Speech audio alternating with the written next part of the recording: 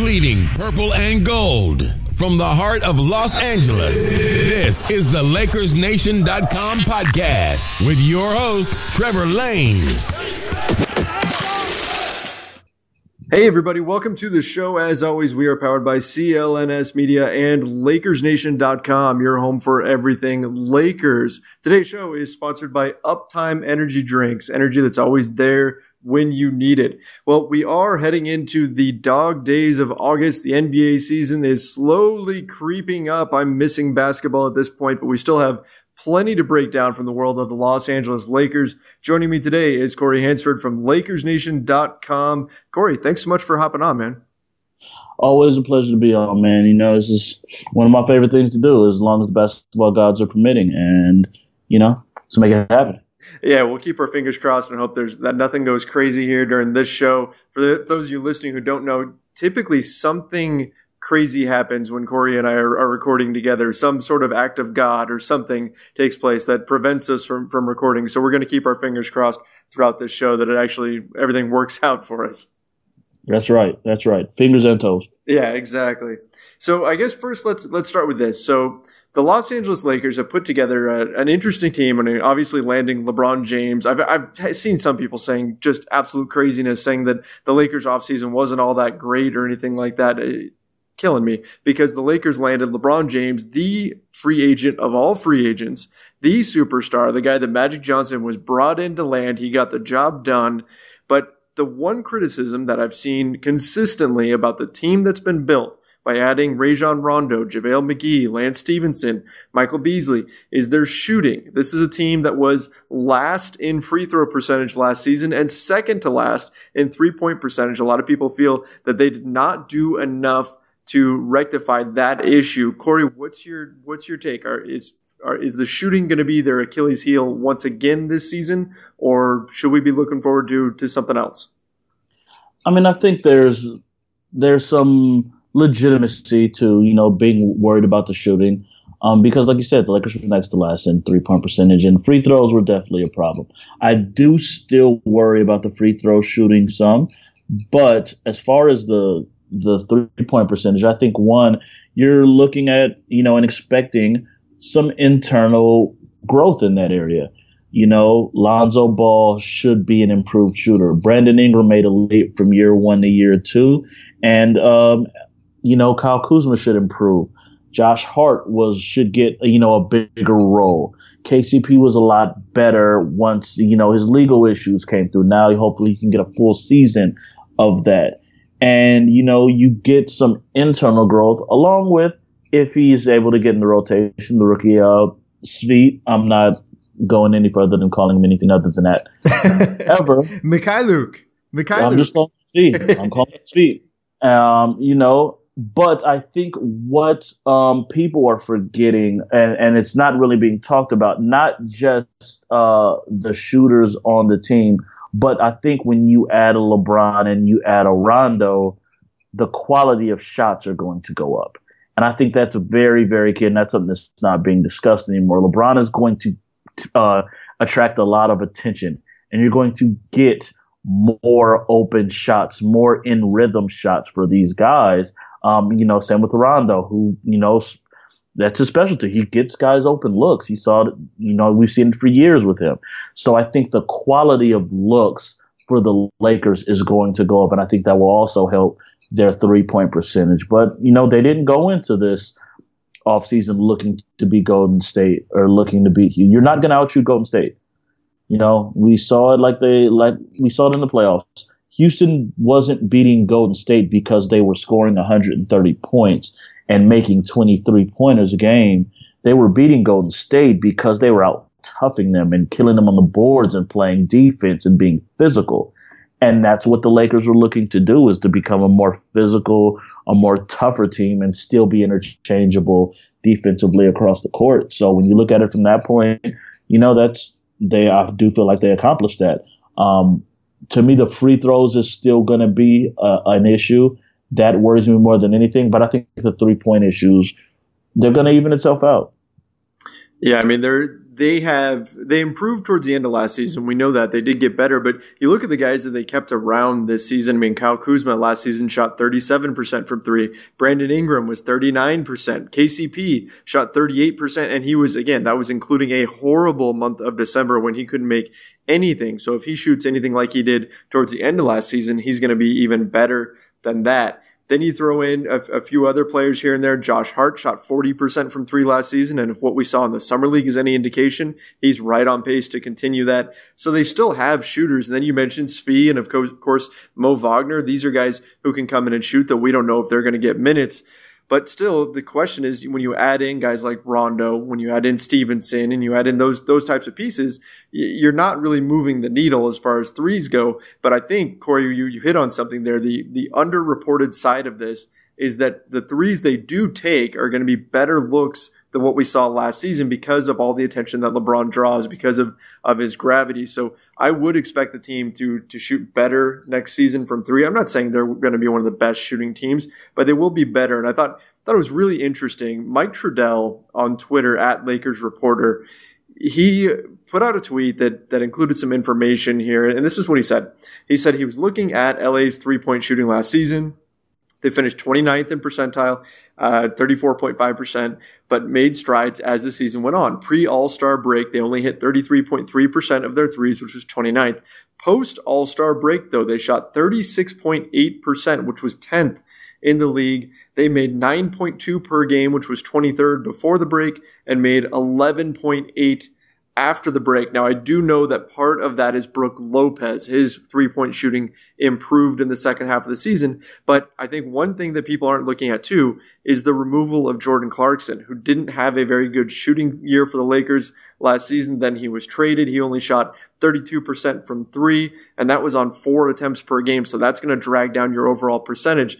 So I think, Corey, when we look at this, we should see the percentages go up just with the development of the young guys, removing Clarkson from the equation, and then hopefully Lonzo Ball, who was a big negative in that regard, will start hitting a few shots. I mean, he should, really. He was a better three-point shooter in college. So I'm not as worried. Corey, do you think that they can get by with three-point shooters that they have and just be this kind of rough and tough team that is going to get after the Warriors?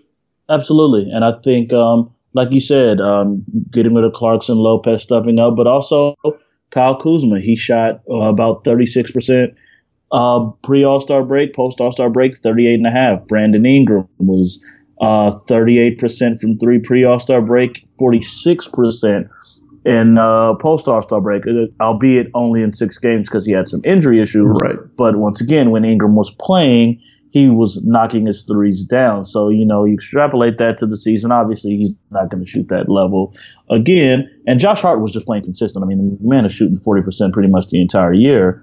But in an increased role with better looks, you can maintain that and you're getting more shots. Shooting 40% on 2 to 3 3-pointers a game or shooting 40% on 6 to 7 3-pointers a game is a huge difference. And I think that the Lakers will be okay in that regard ultimately, even though some of the guys that they got, like you said, Lance and Rondo, aren't necessarily positives from deep.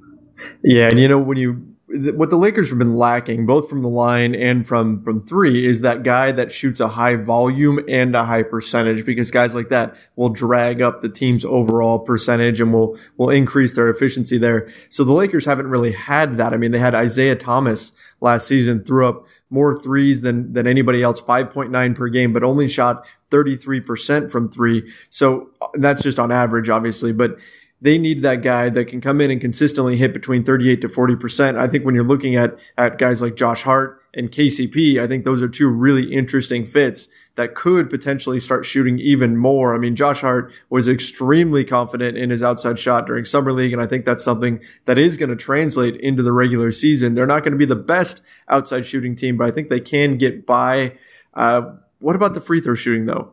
Are you worried? I mean, LeBron himself is going to get to the line a ton, but even he's just mid-70s in terms of free throw shooting. So are they going to be bottom of the barrel again at the line? That's the one that worries me more than anything, is the free throw shooting. And like you said, LeBron's mid-70s, and for the most part, that's kind of the best we're hoping for at this point. Kuzma only shot 71, not even 71% from the line. You're looking at Ingram, who was a 68% free throw shooter. You're looking at, Hart was only a 70% free throw shooter. So, you have to hope that some of these guys, again, internal improvement. You have to think with as good of a shooter as Hart has been, because, it felt like he was shooting about 80% from deep in Summer League. You have to think he's going to get better. You have to think Kuzma and Ingram are going to continue to improve from the line. But, and that's another place where the guys that they brought in, JaVale McGee we're not relying on him for free throws. Rondo's never been a great free throw shooter. Lance is the same, never been a great free throw shooter. So it's going to be something where you just have to hope that there's some internal improvement. But to me, that is the area more than anything where the Lakers really, really kind of failed to address. No one on the team outside of Isaiah Thomas was over an 80% shooter from the line, and I don't know if that's going to change this year. Yeah, I agree with that. I think that at one point Brook Lopez was taking a number of their technical foul shots. He's your center, and he was shooting your technical foul shots. KCP took a bunch of them, and he's just an okay. They don't have that many just great knockdown free throw shooters until Isaiah Thomas came on board at the end of the season. But the one that really worries me is Lonzo, because we saw at the end of the season, teams started going to the hack Alonzo strategy because he was so bad at the line. He only shot 45%. Now, normally that's not that big of an issue for him because he only gets to the line. Well, he barely gets to the line 1.4 times per game, and that's it. So Lonzo wasn't getting to the line much, so it wasn't really hurting them that much that he couldn't convert. But if teams start really going all out with this hack Alonzo thing, can you even keep him on the floor? And then if you can't, your alternative is Rondo, who himself isn't a great free throw shooter either. So that's my big focal point here, is that I think that Lonzo has really got to step it up from the free throw line, at least get to the mid 60s or something, so he's respectable and so teams can't just hack him at the end of games. And not only that, not only will Lonzo improving his free throw line that helped the team just in that regard, but I think one of the reasons, like you said, he barely went to the line. Why he barely went to the line? Because he barely attacked the basket. Because he didn't want to get fouled. He didn't want to go to the line because he was shooting so bad. I think if he is able to improve, like you said, just get to the mid 60s, just get to a respectable level, that's going to improve his game all around because it's going to allow him to attack the basket more, which will allow him to be able to finish, accept some fouls, but also be able to dish off to his teammates, which is his number one, what he brings to the team best. So him improving his free throw percentage more than anybody else, that's not just a thing for the Lakers free throw percentage. That's something that'll take Lonzo's game as a whole to the next level.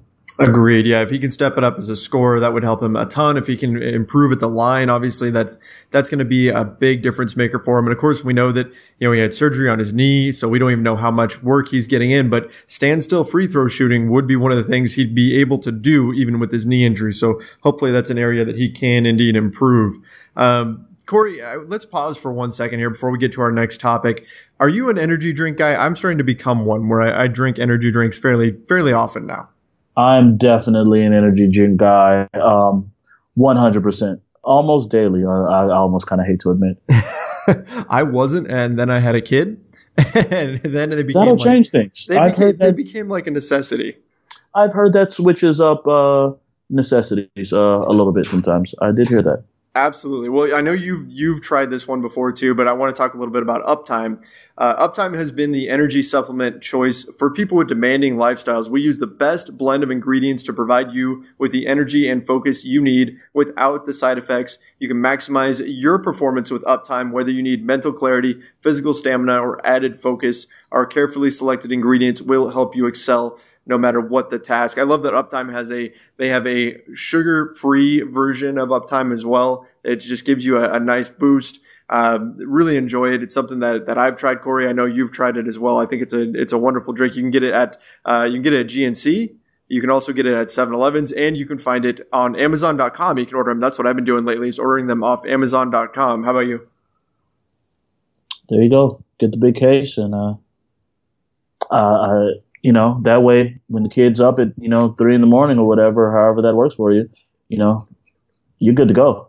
That is how that works. Yeah, there's no sleep anymore. So the uptime has definitely helped me out, helped me get through. So definitely, listeners, go check it out. It's an awesome energy drink and one that I enjoy quite a bit. Let's move on to our next topic here. Something just came up. Lakers win projections. So ESPN, Kevin Pelton, who's a nice guy, met him at Summer League this year. Kevin Pelton projected the Lakers to finish with 41.2 wins this season. That's his average number. And that would leave them as 9th in the West. Actually, one game ahead of the San Antonio Spurs, who he said was going to finish 10th in the West. But this is just on his projections.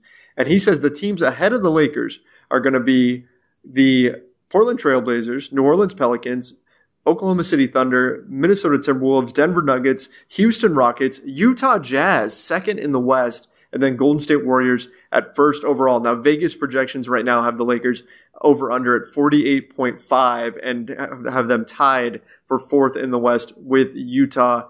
Corey, there's been a lot of discussion online, a lot of Lakers fans kind of up in arms over the suggestion that the Lakers will once again miss the playoffs. Vegas obviously doesn't agree, but what's your take? Do you think Pelton is right? Is it going to take this long for this new team to gel together? This is why people hate analytics. This is exactly why some people hate analytics. And this is why analytics is simply a part of something that you can't take as just the end-all, be-all. It can be a piece of something, but it can't be the whole of it.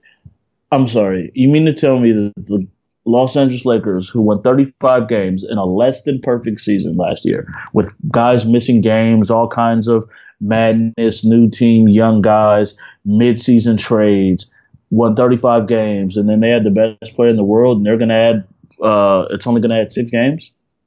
That's really going to happen? That's what they're saying. They're saying it's because of the roster turnover, that it's because you've got so many new faces coming in. Then see, when you say that, and then you look below the Lakers, and you see the Spurs, who had little roster turnover except for one big move. But that big move involved them getting rid of a player that only played in 9 games last year.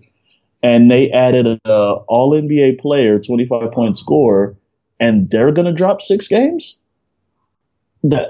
There's an argument that San Antonio could be the second or third best team record-wise in the West this year. Oh, yeah. They have 2 all-NBA players, and yet you have them 10th. To me, there's a place for analytics. But it's hard to project certain things. And, especially for a team like the Lakers, a lot of this stuff is based on what happened a year ago. And it's hard to project growth. And the team like the Lakers is going to be very, very like the growth of the young guys, the internal growth is probably the most important part of the team, and how well they do. And that's very, very difficult to project with a mathematical equation. It's just difficult. To me, I think the Vegas odds are a lot more realistic. I trust Vegas because Vegas is about money, and Vegas is going to put in every single last bit of research possible to ensure that they make money. And more often than not, Vegas is right. And Vegas is usually really, really close on stuff like this. So to me, the Vegas odds in that area, round 4th with Utah, because that makes a lot more sense to me. But a 6-win improvement when LeBron himself, I believe the lowest win improvement he's had when going to a new team is like 12. So I just don't see that happening. It's madness to me. Yeah, agreed. I mean, I almost wonder, like, is he factoring injuries, assuming that somebody's going to get hurt or something, which could happen. But I mean, Brandon Ingram, Kyle Kuzma, all the things we've been hearing about their offseason workouts, how much work they've been putting in. Of course, this time of year, everybody is having incredible offseason workouts. The old story is that everybody has put on 15 pounds of muscle and is in the best shape of their life and all that because it's offseason, and that's just the way the offseason goes. In fairness, Giannis looks like he actually did put on about 30 pounds. He does. He's scary. He looks like he's a second Giannis now. He somehow consumed like a smaller Giannis, and now he's become super Giannis. I mean, he's ridiculous. That's Giannis 8.0. Yeah, absolutely. That is very scary. But I just think that when you look at these young guys that the Lakers have, they're primed for a breakout, especially because they're playing alongside LeBron James and ESPN's own stats. Their big real plus minus stat has LeBron being worth almost 16 wins per game or per season last year, saying that just having him on your team adds 16 wins. The Lakers won 35 last season. 35 games, and that's with the season of turmoil, with injuries to Lonzo Ball, with injuries to Brandon Ingram. Basically, everybody got hurt at one point or another for the Lakers last season, and yet they still won 35 games. I just don't see how this team does. My official prediction has been 50 games. I think that's what they're going to hit. But yeah, I mean, you add LeBron to the mix. I am shocked at the number at 41.2. I think you're right. I think Vegas is much, much closer. Vegas, I think, is a real question. Like, which way would you bet? You know, exactly. you could make a rational decision going either way. Whereas if it was set, the over under was set at 41.5, let's say. I think it's clear you bet over. Yeah. Vegas is losing a lot of money in that case. And that's why you trust Vegas and stuff like this. Some of it, I respect New Orleans. I like Anthony Davis. They just lost their third most important player in that playoff run last year in Rajon Rondo, who's now with the Lakers. Elfrid Payton is not Rajon Rondo. That's not replacing. Like, that's a big, huge loss. You know, and Julius Randle's not DeMarcus Cousins. It's still a step down, you know, and that's more roster turnover and new guys. And somehow Denver, I don't get some of this. It's just crazy to me. Utah is a playoff team. Utah is not second. There's been a little bit of overvaluing of how much Utah is going to improve, but I just don't. Some of the stuff I just don't see. It's just too much for me. So I was going to ask you that next. So if you were to predict who drops out of this group, because it's still a strong group. I mean, the West is very, very strong as a conference. And looking at that list, it's hard to just say, oh, this team's out. But it sounds like you would say Denver and New Orleans probably drop out, and the Lakers and the Spurs slide up into the playoffs, right? To me, although I'm still a little iffy on Minnesota just because of all the turmoil that's been coming out with them and Butler and Towns and all that stuff. That kind of bothers me a little bit. I'm also not really sold on Portland. What did Portland do? I honestly couldn't tell you a single move Portland made this year. I have no clue what they've done or added. Did they do anything? This isn't the conference where you can just make sideways moves and be content.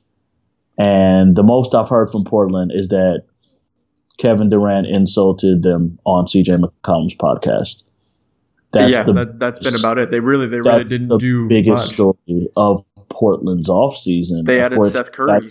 Right, for a team that got swept out of the first round last year.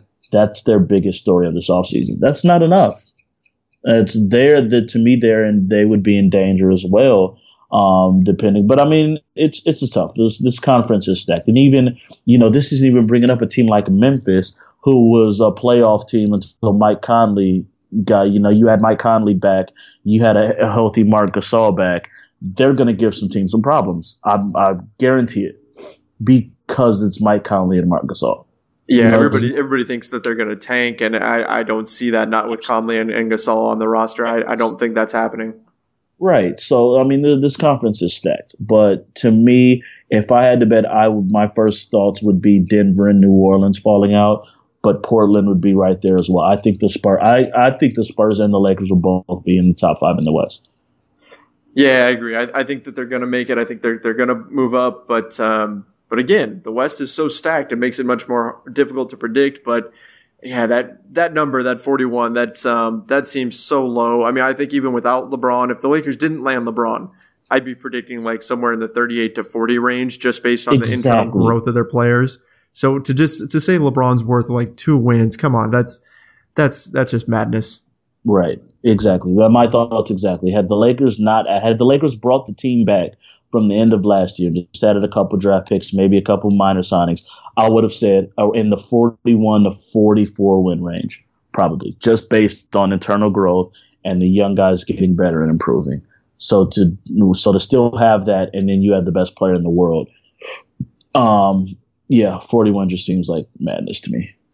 All right, Corey, let's wrap things up by playing Armchair GM a little bit here. Let's take a look. Now that the dust has settled, the Lakers roster is locked in. They have signed their 15 normal contracts. They've got their two-way contracts are set. They've got their roster locked in. The new additions being LeBron James, JaVale McGee, Rajon Rondo, Lance Stevenson, Michael Beasley, Mo Wagner, Svi Mikhailuk, and Isaac Bonga, Bonga I would imagine we probably won't see a whole lot of. And then the returners being Lonzo, KCP, Hart, Brandon Ingram, Kyle Kuzma, Ivica Zubac, and don't forget about him, Luol Deng as well. Can we please forget about him? Hey, he looked pretty good in the World versus Africa game, the NBA Africa game. The contract. Yeah, the contract was bad. There's no getting around that. That contract is really bad. But let's talk about this. What do you think was the best non-LeBron addition to the team? Because obviously LeBron gets the vote there for the best addition. But if you were to take him out, who's the best? Lance Stevenson is clearly the best. How dare you disrespect the eighth grader like that? That man is a legend in New York City. Corey, you are voting born ready Lance Stevenson as the best new addition over LeBron James. Oh my God. My mentions are going to be on fire tomorrow on Twitter. People, that was sarcasm and jokes. Please do not jump into my Twitter mentions thinking I was serious. I assure you, those were jokes. I do love Lance. I am a Lance fan. Admittedly, I really, really do like Lance. But no, I'm not that excited. To me, the best addition was Rajon Rondo. For two reasons. One, it gives them another playmaker, and a veteran floor general, and it provides it covered up the biggest hole on the Lakers roster last year, which to me was a second point guard. The Lakers badly needed another point guard when Lonzo was out. And they have that in Rajon Rondo. And he's going to make people better. He's going to add some attitude. He's going to make, he's going to get guys open shots and great looks consistently. And if Lonzo struggles or if Lonzo gets hurt, everything doesn't fall apart now because you do have Rajon Rondo in there.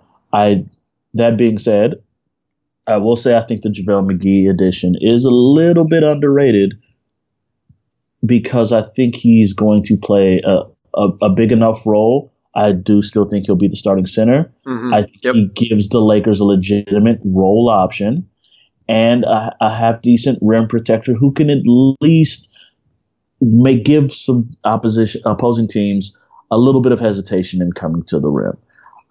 Which no one else on the roster gives that off aside from him. So I think JaVale is a bit of an underrated pickup. I know he's a little odd and, he's JaVale, but I definitely think that, he's going to make a huge impact, a positive impact, especially being surrounded by the guys he's surrounded by. He gives guys when you have great patches like Lonzo and LeBron and Rondo, you want to give them a nice role target, and JaVale definitely can provide that. Absolutely. And, I think that a lot of people I've seen making this type of comment out there that JaVale McGee is a huge upgrade over Brook Lopez. Well, maybe in terms of mobility, he's a little bit of an upgrade, but defensively, I think the people didn't give Brook Lopez enough due as far as his abilities as a rim protector. He challenged a lot of shots. He blocked a lot of shots. I don't expect JaVale McGee to be an upgrade in terms of rim protection, although I think McGee is a little more mobile when it comes to defending pick and roll and things like that. Absolutely, yeah. Brooke definitely got a lot of hate. I think sometimes people lock on to certain ideas, and it's like, well, Brooke's slow and he doesn't rebound, so he obviously doesn't really defend either. And it's like he did pretty good around the rim last year, and people just kind of hold on to certain ideas. When in actuality, Brooke definitely was a positive at the rim. Like you said, mobility-wise, JaVale will be a little bit better stepping out on perimeter guys and at least containing them a little bit. He's not about to sit out here and hang with Kyrie on the perimeter. No. That would be a Shaq and a fool moment waiting to happen. Oh, man. Jesus, you got the wheels turning right now. That would be amazing. But even still, I do think Brook didn't get his credit, but JaVale is definitely going to add some things that the Lakers really didn't have on both ends of the floor. And he's a good, fun guy to have. And you need a couple of guys like that to lighten up stuff in the locker room. And I like JaVale as a person. He's a good guy. Right. Yeah, I do too. And, I think that what we're going to see a lot more of this season, just comparing, because I've got JaVale pretty high on my list of guys that I'm most excited to see out there. I know he's not going to play a ton of minutes. The Lakers are going to go small a lot. But I think that where last season we saw a lot of Brook Lopez camped beyond the three-point line, if you watch the way JaVale McGee has gotten a lot of his baskets, it's kind of sneaking down onto the baseline and hiding there. And then when the opposing big has to get sucked into the middle to stop penetration, JaVale just gobbles up all these little drop-off passes, and he's good at just catch and finish. And the funny thing is, that was actually Timofey Mozgov's role in Cleveland with LeBron. He was known for finishing that play, and then he came to the Lakers on that huge contract, and it was painful. But now you're going to see JaVale in a similar role. He's going to be kind of that Mozgov, that Cleveland version of Mozgov back when Mozgov was good.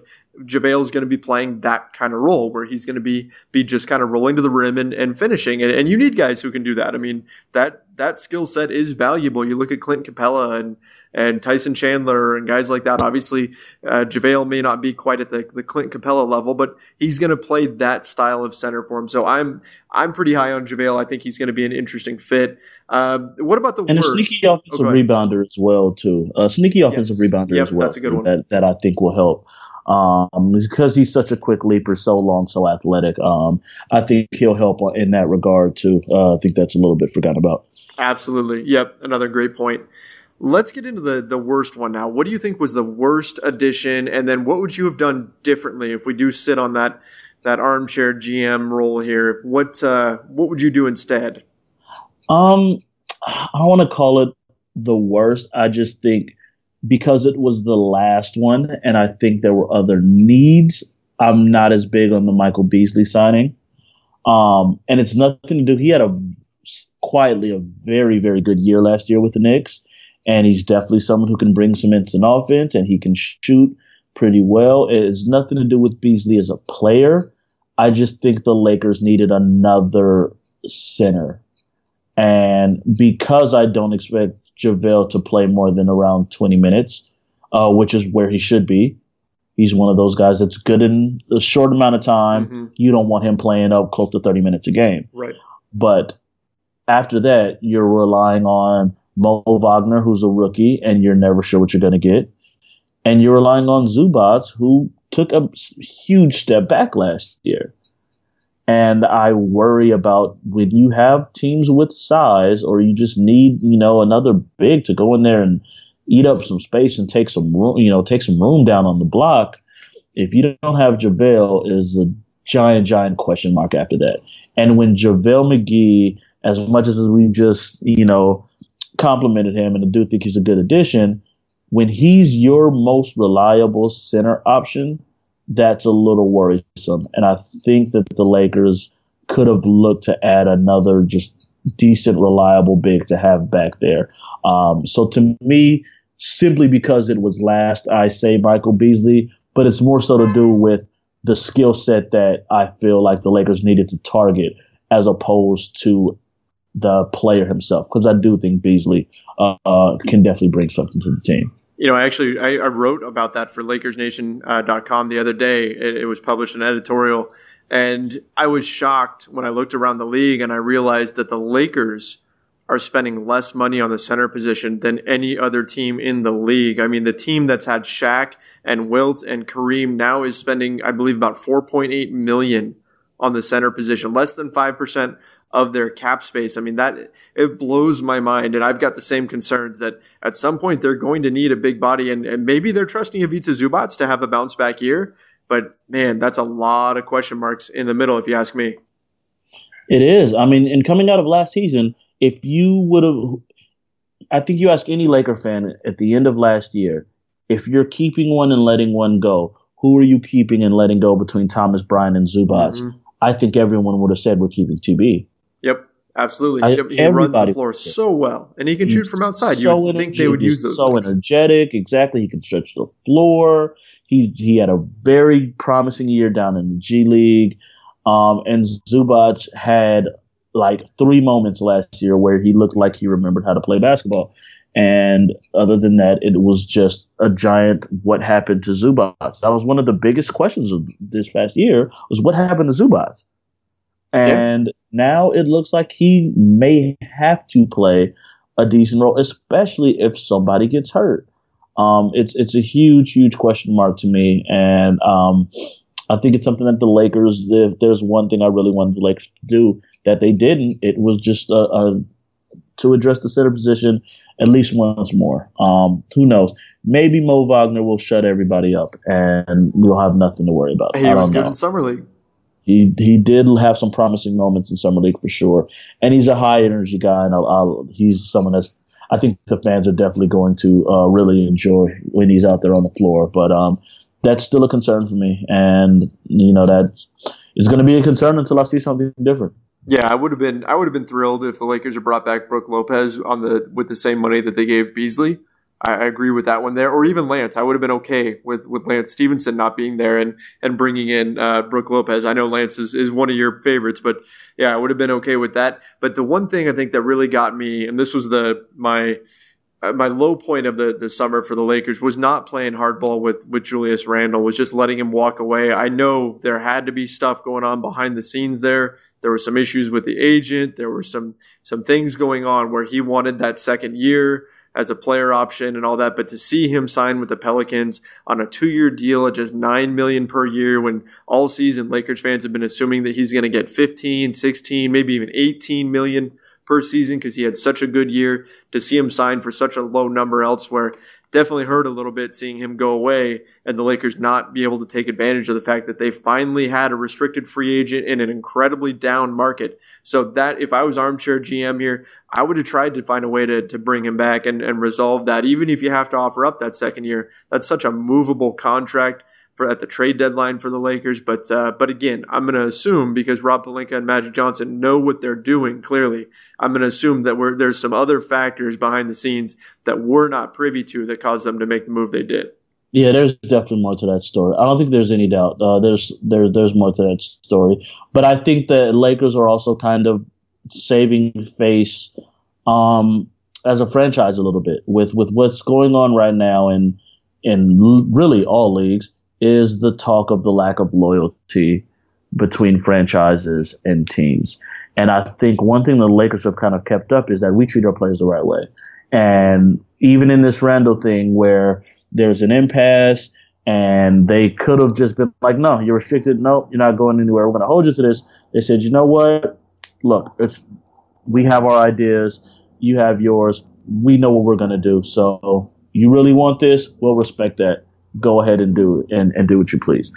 And while, yes, it would have been beneficial to probably play that hardball role and just, hold down the fort and say, you're not going anywhere. We have this. I think it says something about the franchise that it's just like, we still respect our players.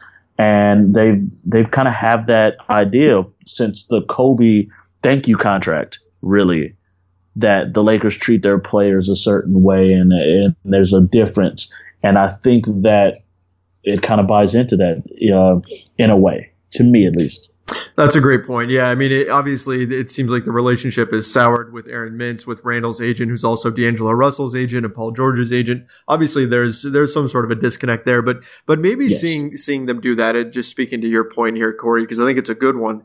Maybe it's something where that sends the message out to other agents and other players. Hey, look what we did. I mean, I suppose you could even make the argument that the contract they gave Kobe Bryant, which was so criticized, so heavily criticized, maybe that set the tone that eventually leads to LeBron James coming to Los Angeles, because he saw that example and saw that the Lakers do treat their players the right way. So I get that side of the argument, and I think it's a valid one.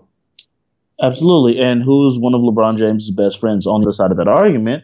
Who's one of LeBron James' best friends? Dwayne Wade, which we saw the opposite of that over in Miami when he wanted to get, something like that kind of a contract, and they wouldn't do it for Wade over in Miami. I'm sure LeBron has seen, obviously not seen firsthand, but had a lot of discussions about that same idea with one of his best friends in Wade. And LeBron's a very, very smart guy. So it wouldn't shock me at all if that stood out on that end too, especially after talking with Wade, like I'm sure he had about that. That's a great point. Yeah, I mean, you never know how the chess pieces are going to fall, what move is going to lead to something else in the future. And so, yeah, I mean, the Lakers acting the way they did very well may have helped them out. Still, I think it was rough to see Randall walk away, especially when you look at this team and you could see where a small ball center like him could be so beneficial. But we just got to wish him the best in New Orleans, and hopefully the Lakers will be able to get by. Hopefully we see a bounce back year from Ivica Zubac. I mean, that would definitely help out a lot if he can start to fulfill some of that promise that he showed as a rookie. We've seen some of his workouts; he's looked really good. So hopefully that's gonna happen. Corey, I think that's a good spot to wrap it up for now. Hey, man, we went through a ton of stuff here. Thanks so much for coming on here and lending us your thoughts on all this. Always a pleasure, man. And always remember, folks, put some respect on the 8th grader's name. Lance Stephenson, dominant season. Get ready for it. It's the Lance Stephenson takeover. You really think he was a good signing? I'm worried about the 3-point percentage. I know we said we're wrapping up, but I said well before the end of the season that the Lakers are missing a guy that the fans can really get behind. That guy that kind of makes the fans, he goes out and dives on the floor and does something crazy, and the fans absolutely love it, and it just pumps up the team and the crowd. You see with Marcus Smart, T.J. McConnell to me is like the ultimate guy. Like he goes in there for Philly and just picks up a guy full court, and the crowd just starts losing their mind. Lance is that guy, and I think it's going to help the team get more invested and get excited. I think the worst case scenario is he's what Meta World Peace was like that last year Meta was in, where Luke just gets pissed off and just, all right, you guys aren't playing like you need to be playing. Lance, go in there. And Lance just runs in there and starts going crazy, running around the floor. And everyone gets excited and it turns around again. That's my guy. But I'm partial because I don't know. I've always liked Lance. I can't help it. I'm not gonna lie. It is absolute biasness. I've been a fan of Lance. I actually recently just went back and watched like a video of that was kind of highlighting when Lance started to become famous, squaring off as an 8th grader against O.J. Mayo, who was the #1 high school player in the world. And him going at O.J. Mayo during that time, and when he got so big, and just got me excited again. So yeah, I'm all in on the 8th grader. I have no shame in that. All right, fair enough. Hopefully it happens. Hopefully Lance Stephenson, the hype master, manages to get the entire Lakers team and crowd fired up. You know what? I wouldn't mind seeing that at all. And yeah, I get the point about him being the new MWP. Hopefully that's what we see come to pass here. Guys, this has been Corey Hansford. He does an awesome job over at LakersNation.com. Follow him on Twitter at the with 2 E's, so at THEE Corey H. Check him out on Twitter. He does a great job there as well. Always has some wonderful comments, and he's usually the guy running the Lakers Nation Twitter account, so he's the one throwing out all the barbs and jabs at Fools Online during the game. So definitely make sure you go give him a follow. Wonderful person to follow on Twitter, and of course check out his work at LakersNation.com.